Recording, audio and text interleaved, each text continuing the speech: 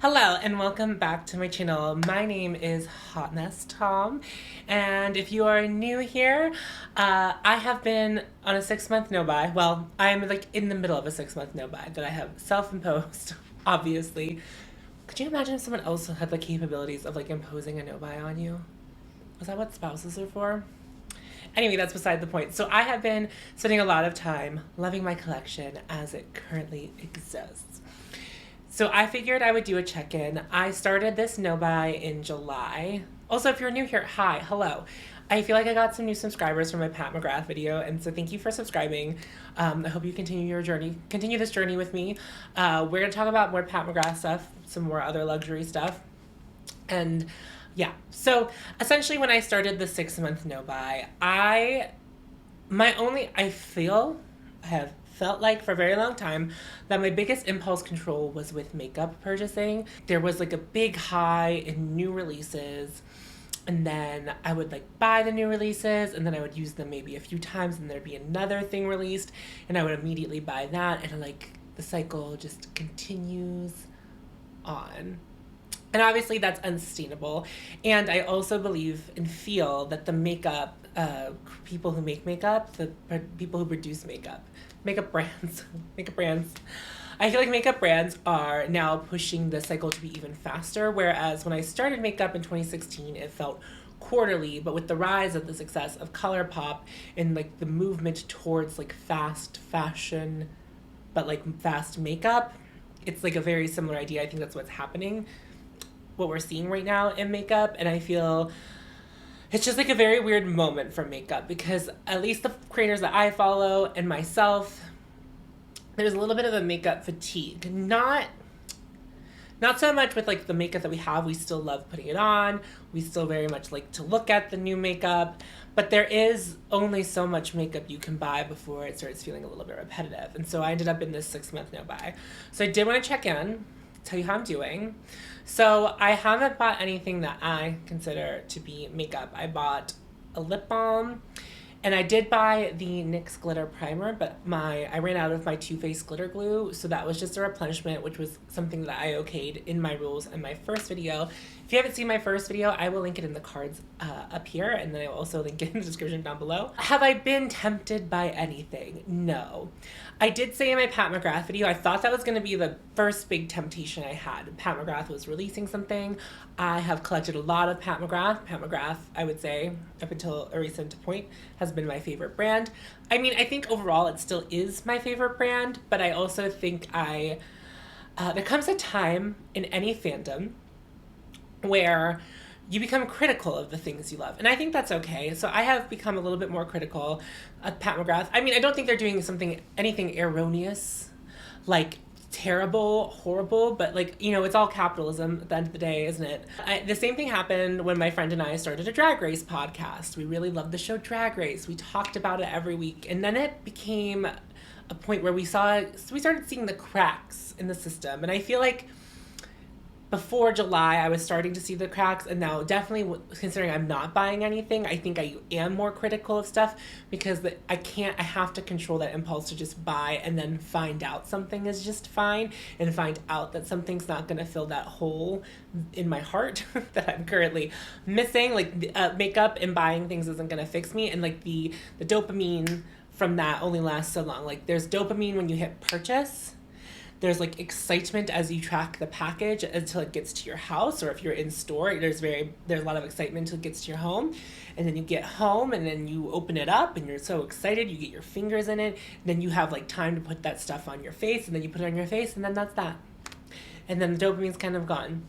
Not to say you're not excited to use that product again in the future, but that same rush is just not there. And I think that taking a step back and like seeing that, like, this has been very helpful to me. Pat released that palette. I was unimpressed. I think if I wasn't in a self-imposed no-buy, I wouldn't have been as critical of it. I think I would have said, that's a little bit boring, but I'm still going to buy it because I'm a Pat McGrath collector. And like, I've decided that that's part of my existence. That's my being. It's like, I am a Pat McGrath collector, but I don't have to be. And it's not part of my personality. And the only people who really know anything about Pat McGrath are my friends who like makeup, which like in reality is like not that many people in real life. On YouTube, it's like maybe just a little bit more impressive because there's a whole community of beauty lovers here. But anything else, I've just been putting on a list to reassess at the end of the year. And I've already looked at that list, and there are some things that I know already that are coming off that list that I will not be interested in buying in the future. I think this has been very helpful, like a very helpful practice so far, but I am only like a month and a half in. I'm not, so I'm like, I haven't made it to the other side, but I'm holding strong, which I'm also surprised. I'm surprised by that too. The only thing that I think that happens is I'm someone who, when I get bored, I love to just like browse. Uh, and makeup, I'm much faster to pull the trigger on while doing one of these I'm bored moments, whereas clothing I'm much more picky about. Like I will add it to the cart and then I will come back to it later. And for a while, I have a friend who's having a birthday. There is a theme. Actually, it's my friend Kirsten. She's been on my channel before, but I have privated a lot of my old videos. She's celebrating her 30th birthday, which we are all obviously very excited for. And it has a theme. So we have to dress a certain way in certain clothes, which is exciting. I've never been invited to an event with such a specificity, and I'm actually not annoyed by it all. Based on Kirsten's Instagram stories, I think some other people are feeling some kind of way about this, like, dress code situation, but I was like, challenge accepted. So for a lot of the first part of my no buy, I was very fixated on finding that perfect piece of clothing or those perfect pieces of clothing to wear, the perfect shoes. And actually, I didn't pull the trigger on any clothing until last week. And that was because we're getting too close to the birthday, where I was like, if I order anything online, I need some time for it to get here, especially with, COVID cases back on the up and up. Then after I bought all of the stuff for my friend's birthday, that was when I was like, oh no. I was kind of like left to my own devices, where I was just like, well, now what? And work has been a little bit slower as of late. It was like, it ebbs and flows, my job. And when it's slow, your mind wanders, and then you start like scrolling through your phone, and you're just like, what should I buy? Like, what can I buy? I'm gonna buy something. I don't know. I've always been like just a consumer, and I'm trying to break the habit. But like makeup explicitly is the one that like gets me the most. But I haven't caved, so I'm very proud of myself. I follow like Nordstrom Rack, whatever, and I think that's a very good way to get luxury makeup at a price that feels more reasonable, but it's also never just like reasonable. But I did get an ad that like Tom Ford was available at Nordstrom Rack. Tom Ford is like a little bit harder to snag at like Haute Look and Nordstrom Rack and Guilt. Like it does show up there every now and then, but it doesn't show up very regularly. So I got very excited when I saw that Tom Ford was there, and I was like, I'm on a makeup no buy. So that was very nice. Like I don't need more Tom Ford. I don't have like, I also don't want anyone to think that I have like a shit ton of Tom Ford. I definitely don't, but I have been enjoying, except for one thing that I bought from him, I have been enjoying that brand. So I was like excited to see it on a deal, but then I was like, you're on a makeup no buy. I don't know that anything's going to come down the pipeline that I'm going to like, break the chain, and I hope nothing does. I really do want to make it through the 6 months, and I'm already thinking about extending it, but we'll revisit at 6 months, because in this journey I have been like using makeup that I already have, and I am project panning right now. But the one thing about project panning, specifically for me, I don't wear a lot of makeup unless I'm like recording, and often when I record multiple videos with the same look. You can read me, but like I really don't care who has the time. This is not my full-time job. Maybe if this ever becomes something where I like make money on it, then you can come at me for like having the same look in every video. But until that day, you don't get to say anything to me. You don't get to say that. Where are these hands coming from? Anyway, so when I'm project panning, I am trying to like use up stuff, but that also inhibits me from using like more stuff in my collection. So like a lot of the stuff on my face right now is like project pan items, which is great. And I do want to get through some things, see some pan. That's the beauty of project panning, isn't it? So there's that. And basically a lot of what I'm doing content wise on my channel is like a little bit restricting to the type of like to makeup that I use. So I do sometimes make an effort to like pull out something specifically that I haven't touched in a while, to use it, compare it to things that I've been using a lot, things that I may like better than it. I do foresee, I'm feeling it, I'm feeling like a big declutter at the end of the year. Nothing to be like purposefully like try, like, you know, I don't want to be like a try hard to make it seem like I'm going to get like rid of a lot, but like the cuts could be a little bit bigger than I probably would have anticipated if I wasn't doing this, because I have pulled out some things where I was just like, yikes, I don't like the way this works at all. And we'll talk about those whenever the time comes. But it's been nice to have the time and space to explore my collection.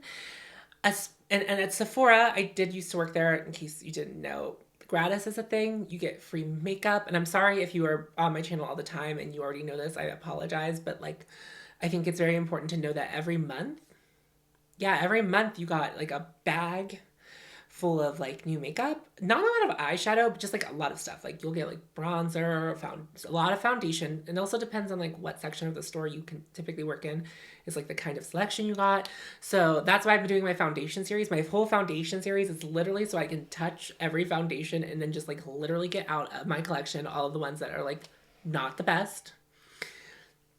So that's just like my content, like I was saying, my content does kind of like restrict what I use. So I'm trying to get on the other side of that so I can start like playing with more specifically like eyeshadows and getting not more use out of my eyeshadows, but like dabbling into more palettes, which is also why I had been like, mimicking other palettes with my collection and creating my own versions of those palettes, so I can like get my singles, get more things in and out, because I actually am not someone who like thinks to use my singles, even though I have like a beautiful collection of singles. It just is like something that doesn't dawn on me. Anyway, so I do have an Alex drawer. I'm hoping through, my no buy, like a lot of my stuff does fit in it, but I would like it to be like everything would fit in there with like room to breathe. Not with room to fill, just with room to breathe, where I can see everything when I open the drawer. Like I don't want to stick my hand in the back, and that's going to take some work and getting rid of some things, which is going to be like tough when push comes to shove. But it is what it is. So no buy, it's going strong, going great. Love it. Love it. I do love it. I also, I feel good about seeing and using my collection in a way that I like wasn't before. So it's great. I spoke a lot. I feel like it's very rambly, but I think that's okay. It's not really a rant. We're checking in. How are we feeling? All of those thoughts are correlated with the no buys, so I think we got somewhere. So if you are new to my channel, I would love to have you subscribe, especially if you want to be surrounded internetly by people who are using their collection and aren't always bringing in the new and being critical of the new.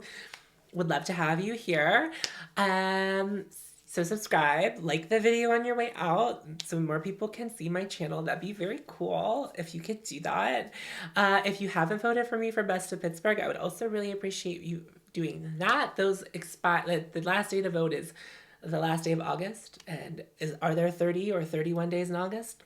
I still don't know. Please take the time to vote. I would very much appreciate it. Vote for both me and my podcast, It Bears Repeating. Speaking of It Bears Repeating, I am on a plethora of podcasts and other content. So if you want to spend more time with me, I've been told the feedback is that my voice is very soothing. So if you want to hear more of it, fall asleep to my voice, check out those podcasts. Also, they're actually, I think, great content.